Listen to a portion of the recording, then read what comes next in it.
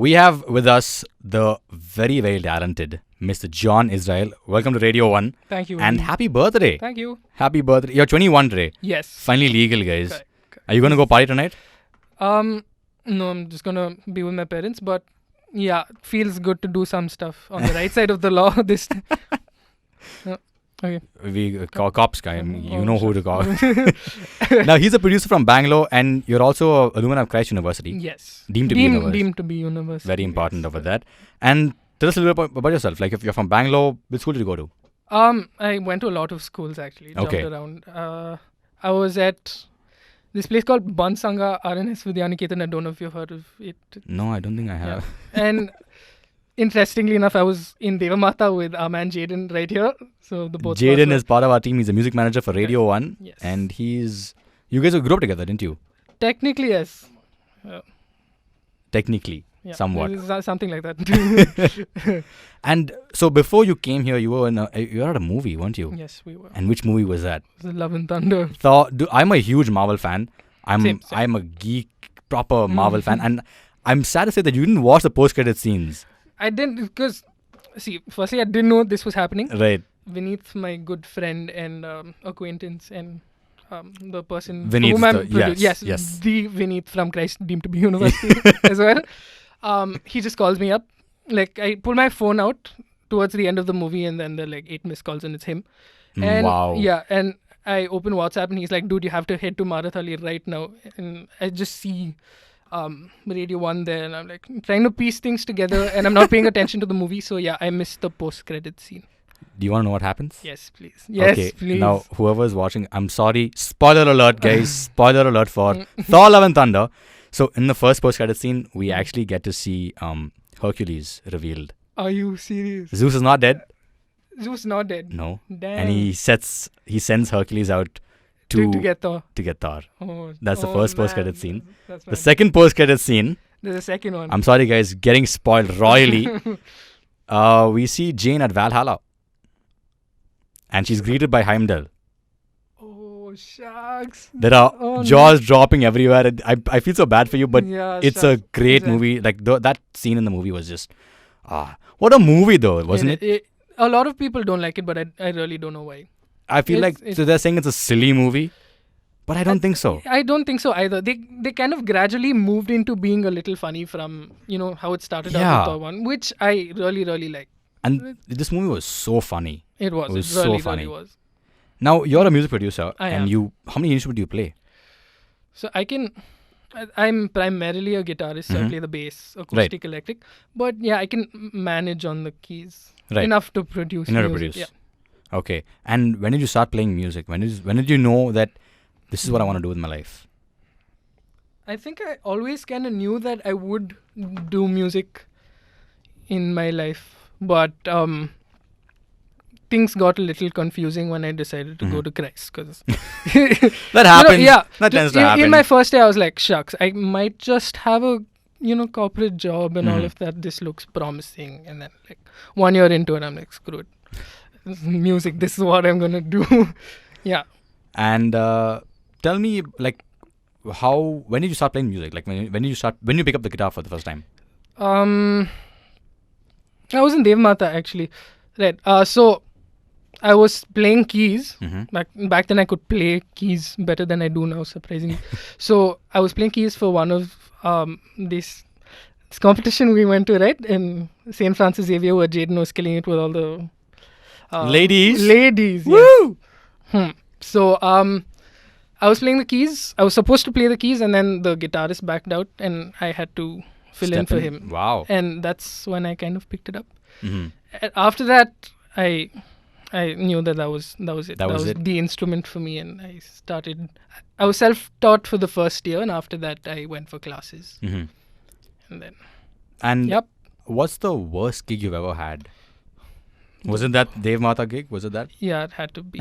Because apart from Jaden being there, everything else about it was quite sad.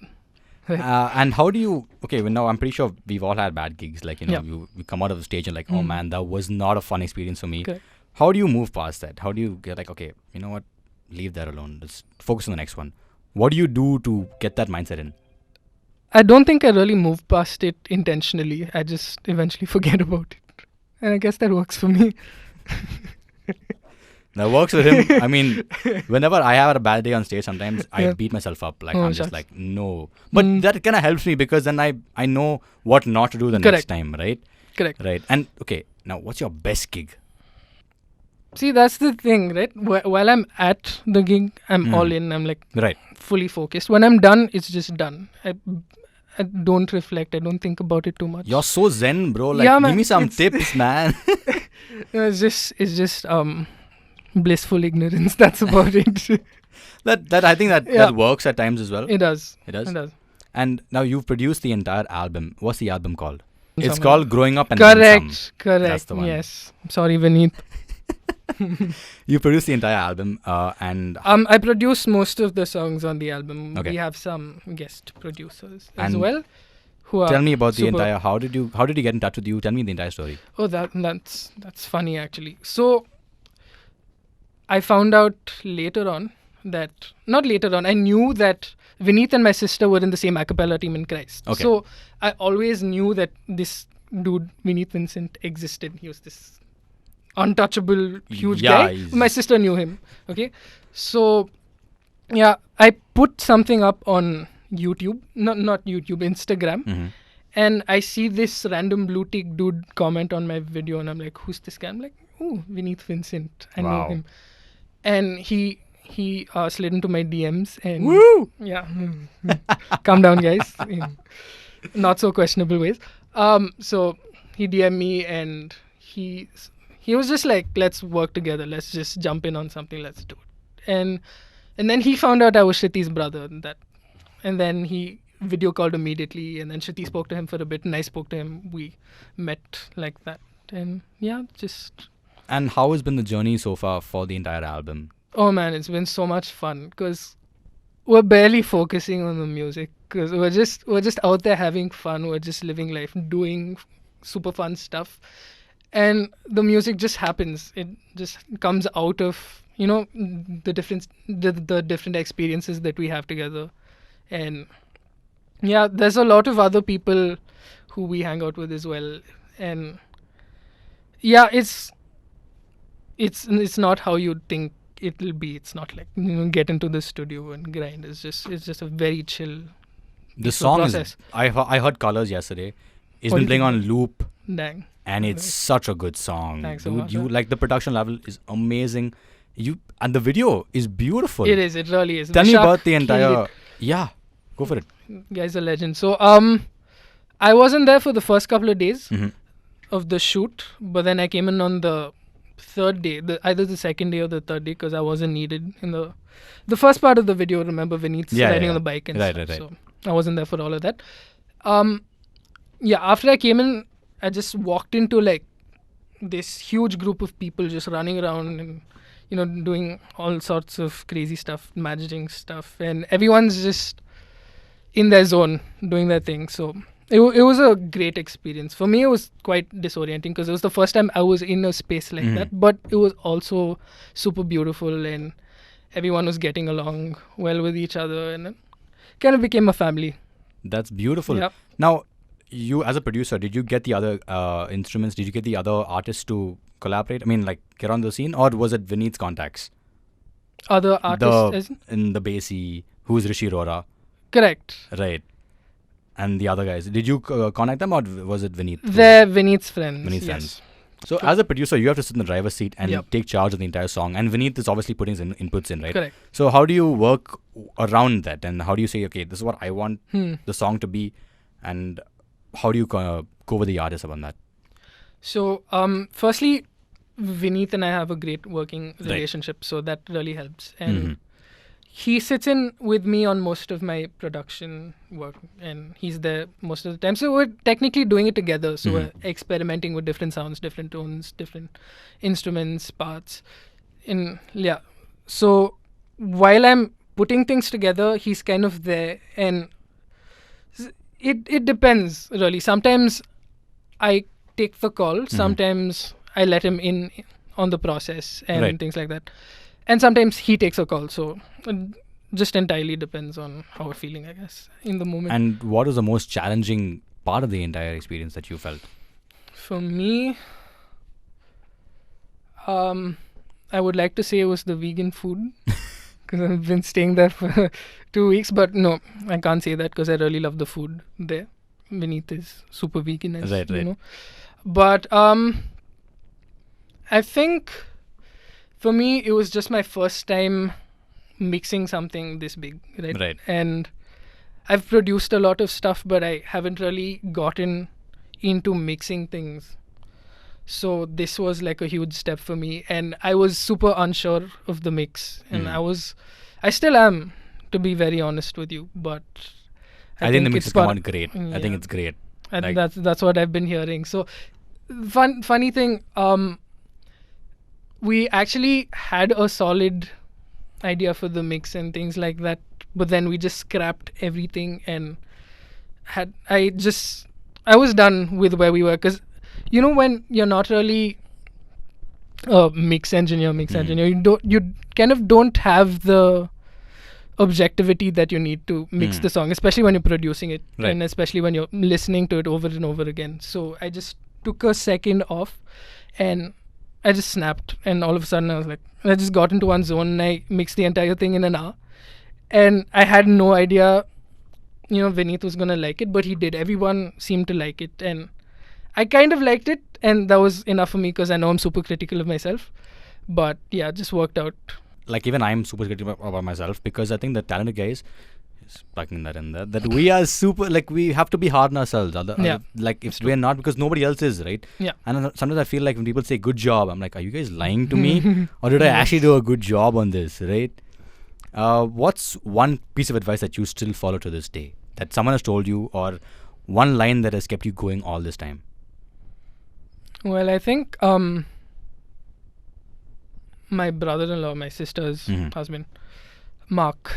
So we've been working on a lot of music, my music, and the both of us write a lot of songs together. They're not out yet because, I'm a little afraid of putting myself out there as an artist. I think it's gonna change right now. Yeah, It's it all might. changing. Yeah. So I hit a wall with one of the songs that I was working on, one of the songs that we co-wrote, and I didn't like it at all, and I didn't want to put it out. And he just said, what do you have to lose? And I know this is super cliche, it's super basic, but that just changed a lot of things for me, because at the end of the day, people are gonna say, okay, that wasn't nice, that wasn't technically sound, or they may not connect with it, but some people might. Right. And more importantly, I'm still putting myself out there and I'm expressing myself the way I want to, musically, and that's what it should be about. And where do you find that voice inside of you? Like when you're making music, what is that? What inspires you to write a song? Well, Or is it like many things? it's a lot of things put together. I think it depends on the song I'm working on. A lot of times you really connect with the song and you feel what the artist kind of feels, and you tend to put yourself in their shoes, and that does kind of make you take ownership of the song. You kind of feel all the emotions that the artist is trying to convey through the song, and that generally pushes me to work on it and constantly stay inspired. Right. And when you hit writer's block, I think that's a huge issue for a lot of people. Yes. What do you do to overcome that? Do you just not write? Because I've heard a lot of people do that. They just don't write. I don't write. Tiara and Kezia, who are here, will tell you that most of the times when I go to their house, they be playing music, and I'll just ask them to stop playing it, because So sad. yeah, it is. It's quite sad, but sometimes you're just around music a lot, Right. and it gets too much, and you just need the space from it. So I take a couple of days off where I don't even listen to music casually. Wow. So That's really hard for me to do. Like I cannot. When I wake up in the morning, I need to have my morning playlist sorted. Oh man, I'm the bang opposite of that. So for me, I don't even have a Spotify playlist. Oh no. Right. I mean, I was gonna ask you what's I in don't your have a playlist right single now. playlist. I just have a bunch of songs in my liked songs. Right. Uh, And That's what which is the top one right now? What's on loop at the moment for you? Color, because Colours. yeah. I was waiting for you to say that. Yes. Good. I was just like listening to the mix and all of that. And what apart from that, what's in your playlist? I wouldn't know, man. The last thing I added something to my like songs was when Sobra came out. Wow. Yeah, that's so it's while been a ago. while. Yeah, it's a little funny. It's a little weird for a producer to be this way, but I guess That's we all very have interesting. our ways of coping. But with I think stress. when you listen to Colors, Yeah. you know, I don't think you need to listen to a playlist. Listen to Colors. That's what you listen Come to. on. My last question Yes. for you is one artist you'd love to collaborate with in the indie music scene, apart from Vineeth Vincent, of course. Apart from Vineeth Yeah. Vincent, yes. In the indie music scene. Yeah. Well, one artist that I would really, really love to work with is John Mark McMillan. I don't know if you've heard of him, but he's a Christian indie artist. Okay. Amazing music, man. One of my biggest inspirations in terms of the sound that I have in mind for myself Mhm. and for the music that I want to put out. Heavily inspired by him, and I would love to work with him. That's amazing. Yeah. So if he's listening, he's watching, this is your Hope so. cue. Very unlikely, but No, definitely. I think he'll send it out to him. I'll Just send this interview to him and be like, hey Of man, course. I want to work with you. This is Come what on, you let's sign. go. We've got the amazing John is right in the studios. He is the producer of Vineeth Vincent's new album. What's the album called? Growing Up and Then Some. Yes. Yes. And the song Colors is out. So do check it out. Link is in the bio. We'll be back.